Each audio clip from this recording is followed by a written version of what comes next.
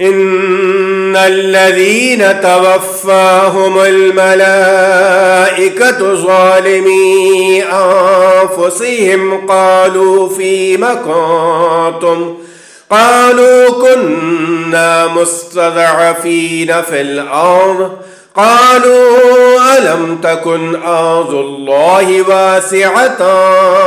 فتهاجروا فيها فأولئك مأواهم جهنم وساءت مصيرا إلا المستضعفين من الرجال والنساء والولدان لا يستطيعون حيلة ولا يهتدون سبيلا فأولئك عسى الله أن يعفو عنهم وكان الله عفوا غفورا ومن يهاجر في سبيل الله يجد في الأرض مراغما كثيرا وسعة ومن يخرج من